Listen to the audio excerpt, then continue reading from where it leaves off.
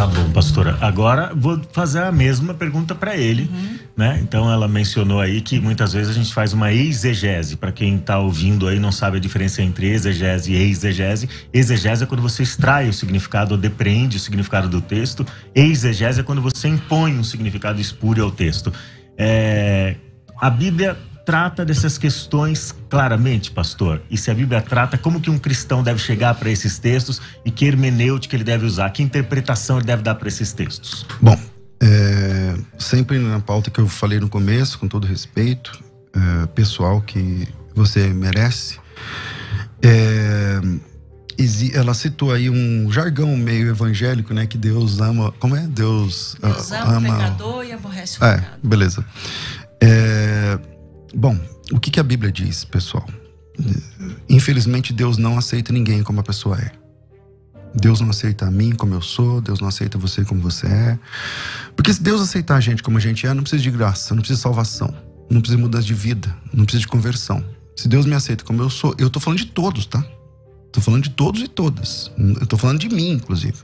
Se Deus me aceita como eu sou, então não precisa de Cristo, não precisa de salvação, não precisa de redenção, não precisa de igreja, não precisa de batismo, não precisa de nada.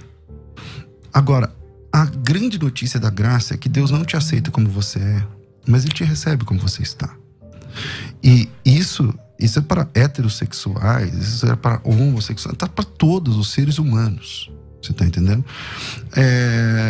A leitura bíblica, eu não sei exatamente, aí a gente pode tratar, e eu acho que o tempo é muito curto, mas a leitura bíblica, você enxerga, parece que 2 textos no Antigo e um no Novo Testamento, né? Para mim, um texto já é suficiente, mas tem muito mais do que esses 3 textos que tratam a respeito do tema, que desenvolvem esse tema. E a grande questão é que Deus, ele não aceita, porque a questão... Eu não estou falando da homossexualidade, eu estou falando da prática homossexual. Uma pessoa pode ter desejo por qualquer tipo de prática sexual e ser salva. E tá tudo bem, eu creio assim na Bíblia. Tá lá em Mateus capítulo 19, acho que 10 ou 11 ou 12, que você deve conhecer bem o texto. A pessoa pode ter uma vontade de um desejo sexual e suprimir essa vontade por ela mesma, por devoção a Deus. E tá tudo bem, entende? Agora, o que Deus condena, o que a Bíblia condena textualmente, peremptoriamente, é a prática sexual entre 2 homens ou 2 mulheres. E nisso, ela mesma falou que tem alguns textos, ela diz que tem 2 no Antigo Testamento e 1 no Novo Testamento. Esses próprios textos já não bastariam para resolver o problema, porque são 3 textos. Tá bom, quantos textos tem para fazer ceia?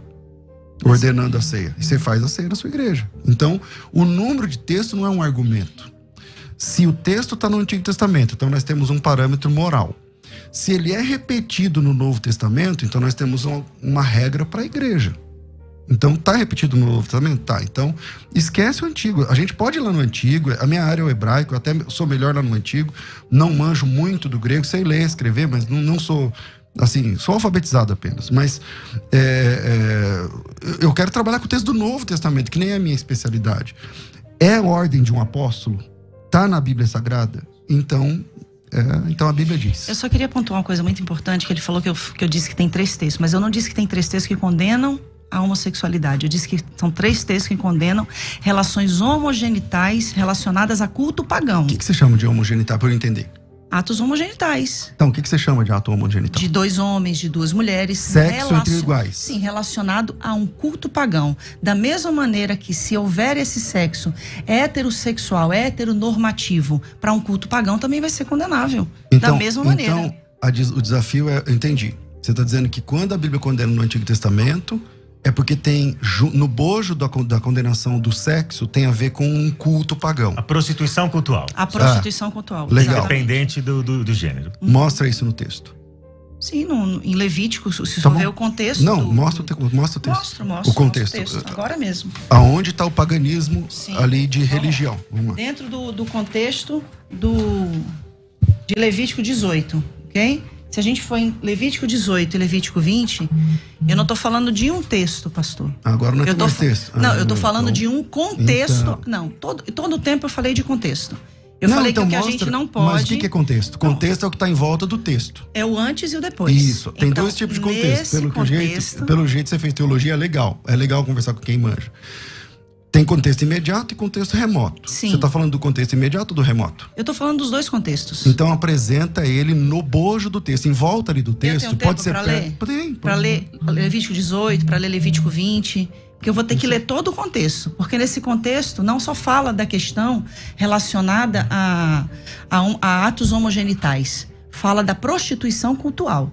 Então, tudo que está relacionado à prostituição cultual, seja entre heterossexuais, seja entre homossexuais, vai ser condenado. Então, agora é a difícil mesma mostrar isso no coisa. texto, né? Porque você sabe que essa é uma compreensão teológica sua, mas não textual. Não tem texto nem contexto. Então o senhor Você faz tem assim, uma interpretação de Levítico 18 dizendo o seguinte: aqui onde fala isso, é por causa disso, disso, disso. Aí eu respeito. Sim. Agora, se você disser assim, é por causa disso, disso, por causa desse texto, aí beleza, é só apresentar o texto. Porque o maior problema da gente hoje é a gente pegar esses textos isolados para condenar milhares de pessoas. Quando o senhor fala assim... Deus aceita a gente como a gente é. Sim, eu nunca neguei isso. Não sempre disse isso, não. Eu disse que Deus não aceita a gente como a gente é. Não, que Deus recebe a gente como nós somos como e nos leva... Estamos. Exatamente. Entendeu? Então, isso é óbvio. Isso a gente sabe. Agora, a pretensão é a gente dizer isso para um homossexual e falar que ele precisa sublimar a sua sexualidade. É o mesmo de eu chegar para o senhor e falar assim: não, Deus te ama assim como você é hétero, tá? Mas você não pode ter relações com uma mulher. Você não pode viver a sua sexualidade. Lana, pastora, é o seguinte. Esse exemplo que você está dando é um exemplo recorrente dentro da igreja cristã e dentro da fé cristã. Você se deparar com um cristão heterossexual, Sim. com impulsos pelo gênero oposto, e dizer para ele que ele precisa sublimar isso. Eu não diria sublimar, mas que ele precisa refrear seus impulsos para submeter a sua vida a Cristo, ao senhorio de Cristo. Então o convite de Cristo para o discipulado é esse: negar a si mesmo, tomar a sua cruz diariamente e segui-lo. Então o heterossexual também tem de refrear seus impulsos. Essa não é uma exigência imposta exclusivamente para o homossexual. Agora, essa questão de hermenêutica que vocês estão mencionando... Uma coisa é ele refrear os impulsos, outra coisa é ele ser impedido de exercer a sua sexualidade. Sim. De usufruir da sua sexualidade. Então, ambos são convidados a submeter a Cristo, certo? Sim. Então, ambos vão ter que apresentar alguma forma de renúncia. O mesmo evangelho para todos. Agora, quando você está lidando com esses textos de Levítico, pastora, o que você mencionou é o seguinte: esses textos estão relacionados à prostituição cultural porque eles são orientações para os hebreus que entraram na Terra Prometida e eles não devem se comportar como os pagãos. Correto. Então é esse contexto geral, mais amplo aí, que você está usando. Em Romanos capítulo 1, como que vocês lidam com o texto de Romanos capítulo 1? Também há uma prostituição cultural aí? Totalmente. Paulo está falando da idolatria. Do início ao fim do capítulo 1 de Romanos. O contexto da sociedade romana era uma sociedade completamente idólatra. Paulo está falando porque eles deixaram de adorar a Deus. Paulo está enfatizando isso. Inclusive, quando eu falei no início dessa questão da palavra que Paulo cria, que é essa neologia, né, da palavra asseno coital, Paulo tira do livro de Levítico. Asseno, homem, coital, cama, homem de cama. Quando a gente fala da outra palavra que também existe no Novo Testamento, no grego, o malakoi. Quando a gente vai pegar a palavra malakoi e vai trazer a tradução da palavra malakoi, a gente tem... há uma linha que diz que é afeminado, né? Mas existe outra linha. Sim, a nova tradução na linguagem de hoje vai dizer que são homossexuais passivos e ativos, né? Ela vai impor que é mais esdrúxulo ainda o significado. Então, quando se fala do malakoi, está se falando de devassidão, está se falando de uma falta de descontrole, né, daquela pessoa que é levada pelas suas compulsões sexuais. Agora deixa eu passar pro pastor César. Você concorda, pastor César, que Romanos 1 está tratando de prostituição cultural e meramente isso? Eu acho que tem que ficar claro o seguinte, que a posição da minha colega de debate hoje, ela é uma posição, é uma compreensão pessoal. Ok, uma compreensão pessoal, tudo bem, você compreende isso. Agora, quando eu peço o texto, Ah, não, esse é o contexto. Tá bom, me mostra o contexto. Não tem contexto, porque você sabe que não tem contexto. Claro que eu sei que tem contexto. Então me dá o contexto. Tô aqui, eu posso ler Levítico 18? Tô esperando. Então, ok, Levítico capítulo 18, relações sexuais proibidas. A minha tradução, inclusive, é da linguagem de hoje, né, que tanto é usada para condenar os homossexuais. O Senhor Deus deu as seguintes ordens para os homens de Israel: não tenha relações com uma mulher que seja sua parente. Abraão já estava no sal aí, né, porque ele casou com a irmã. Não tenha relações com a sua mãe, isso seria uma vergonha para o seu pai e também para a sua mãe. Não tenha relações com qualquer outra mulher que pertença ao seu pai. Não tenha relações com a sua irmã, seja por parte de pai ou de mãe, ou somente por parte de pai. Ele começa com a lista de questões que são proibitivas. Não tenha relações com a sua neta, isso seria uma vergonha. Não tenha relações com a sua tia, e por aí vai. Não tenha relações com a sua nora, não tenha relações com sua cunhada, não tenha relações com sua filha. Ele continua: não case com a sua cunhada, não tenha relações com a mulher durante a menstruação. Aí eu acho que tem muito homem que está com dificuldade aqui, viu? Não tenha relações com a mulher de outro homem, isso torna você impuro. Aí o divórcio, que é tanto defendido hoje na atualidade, ficaria difícil também de ser aceito.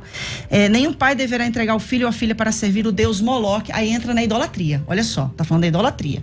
Isso seria profanar o santo nome de Deus, o Senhor. Nenhum homem deverá ter relações com outro homem, depois da idolatria. Então o contexto me leva a entender que o texto está apontando para uma questão cultual.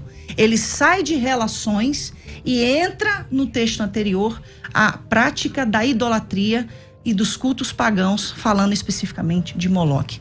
O texto que diz a respeito de Moloque, primeiro eu estou devendo os 2 minutos lá sobre as palavras gregas que elas citou, mas eu volto, né? Vamos lá.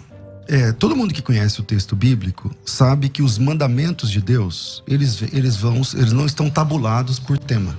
Não estão tabulados por tema. Então o tempo todo é assim. O tempo todo. Qualquer perícope de qualquer texto de mandamentos de Deus, eles vão sendo tabulados e o assunto vai sendo trocado. Não existe epígrafe. A epígrafe é uma criação nossa.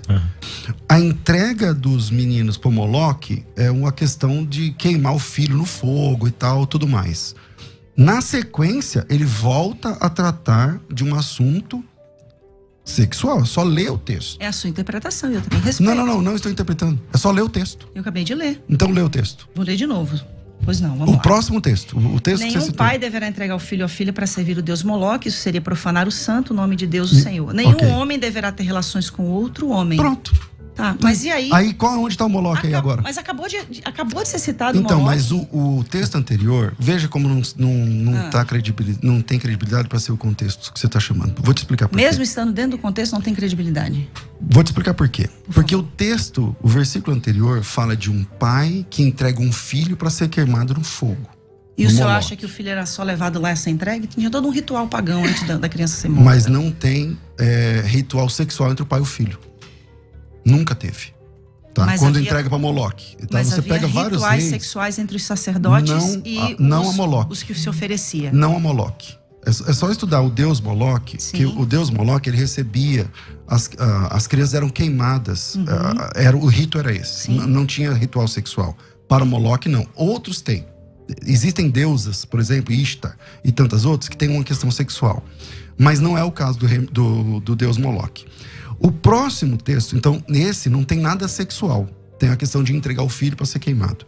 No próximo texto, ele não fala de filho a ser queimado, não fala de Moloque e fala que um homem não pode deitar com outro homem. É só ler o texto. Mas agora, ele está dentro de um contexto de ritual pagão. Não está dentro de contexto de ritual pagão. Agora, para responder a questão dos termos,